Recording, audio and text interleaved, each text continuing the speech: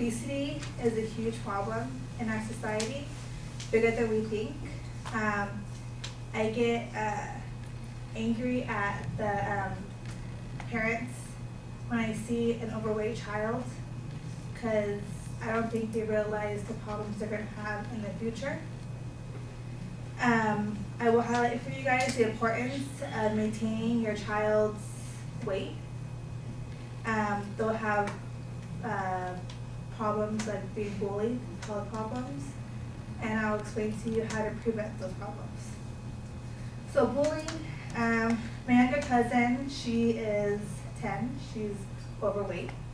I lived with her and she'd come home crying, and she would tell me that she's getting bullied, and it would make her feel, and she would start to believe that she's fat, that she's ugly, and no kid should ever go through that. It's bullying. It can have suicidal thoughts, afraid to go to school, and insecure, which all affects them. People get bullied and harassed for all sorts of reasons, but being overweight is number one. The next is health problems. In the article, health risk of overweight children, it states asthma, which is difficult to breathe, diabetes, too much sugar in your blood, gallstones, which is something hard under your liver, heart disease, cardiovascular disease, liver problems, menstrual problems, and trouble sleeping, which is sleep apnea, is the cause of being overweight. Overweight children are most likely to be overweight when they're adults.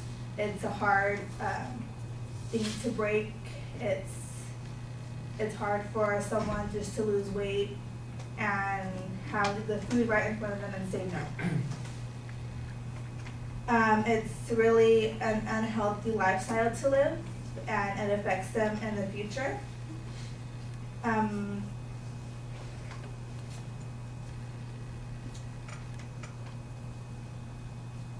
A unhealthy diet and secondary lifestyle, which is inactive, are known risk factors for 3 leading causes of death in adults: cancer, stroke, and cardiovascular disease. So I hear it saying that everything that can affect you if you're overweight. So how to prevent it? I have a little brother who's in, ever since he was small, he's been in sports, and it's helped him maintain how he eats and his weight. And he loves it, but not only does it benefit your weight, it makes you meet new friends, you're more sociable. Eating healthy is the number one thing. Whatever your parents eat, you eat. So if they stop at McDonald's, you're eating McDonald's. Shopping and trying to eat healthy. If you go to a grocery store, whatever they eat, whatever they pick out and buy, you have to eat it at home. You may not like it, but you have to eat it. And I think to control child obesity is the parents' choice. And I think trying to get the kids to know why it's good to eat healthy, like when they say milk gives you muscle, to make them feel that whatever they're eating is going to make them feel better inside. And I think the number one thing also is parents shutting up their kids because they're crying over food.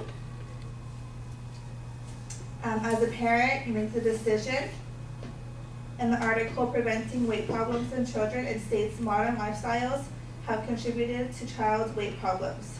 Children do not walk or exercise as much as putting your kids in sports can help them stay active and healthy, and also becoming sociable.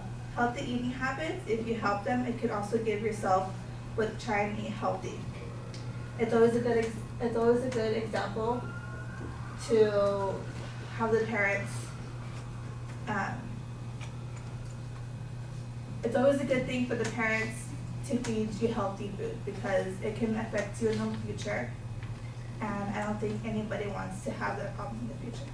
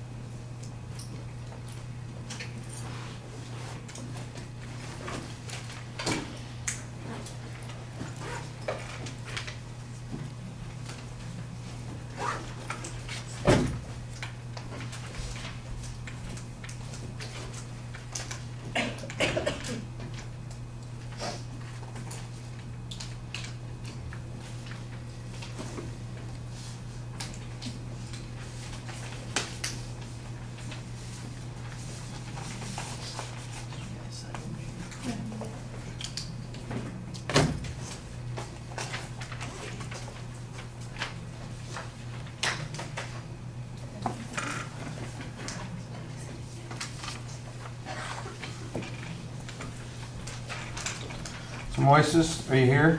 Yep. What did you think? So at first I thought the speech was going to be about bullying, and then she stated that it was going to be about the bullying and the effect of a child being overweight. That was just a little confusing at first. Other than that, I liked her attention grabber, which is a personal story about her little one, and she cited sources pretty well. I didn't. At times it felt like it was too spaced. And then, I don't know if it was just not confident or just like felt like she was a little scared, but other than that, it seemed pretty well. Other than that, I would say the visual aids, that some of them just felt like wallpapers, but there were some that also, they were pretty well to show what she was talking about. All right, well, let's start with the visual materials. I think that there's a lot of images, and sometimes they highlight what you're talking about. They provide a little bit of background. They don't usually explain a subject very much. They usually just remind us what the topic is, and sometimes, what a whole list of topics is. So you've got that one, for instance, it's got, I don't know, a dozen or more maladies that are listed on the image as well. So it's helpful and it's interesting, but it's not adding a lot of understanding to what we're talking about. So if you kind of use them as you're moving from one idea to the next as a little bit of a transition, and so that's okay. I think though that your language could be a little bit clearer when it comes to the transitions. The images are large enough to see. There wasn't anything that was problematic. Like I said, it did feel a couple of times like you rushed a visual on and off, and then there were times when there were some things that just were not very completely explained. I'm going to kind of disagree with Moises about the attention device, because I think you've got an attention device here buried in the speech. You start off telling us the topic, and then you got the visual in the background, and you're burying your attention device, which is the story about your cousin. Start with the story about your cousin. Tell us about how she comes home and she's been bullied, and how she's near tears, and how she's told you that the kids give her a hard time and all that kind of stuff. And then tell us what the topic is and where you're going with it. As it was, I think you undermine the whole emotional value of that by hiding it under this title of your topic at the beginning of the speech, and it hurts. I thought you had a reasonable purpose statement, and the preview was fine. It was pretty basic. It's organized topically, so it's pretty straightforward and easy to follow. I think your transitions need to be a little bit smoother. You're relying, like I said, on the visuals to provide some of those, and there were a couple of times when it felt really awkward, like you went from bullying to the health issue, and I think you need to be a little bit less abrupt in the transitions between those points. Delivery issues, just a couple of things. Your pacing's a little bit off, and I think you want to practice some pronunciation issues. And I think at the end you run into the same kind of issue that you have with your transitions. It feels abrupt. I'm not even sure you knew that you were finished. You need to kind of make it flow a little bit more smoothly. All right, thank you.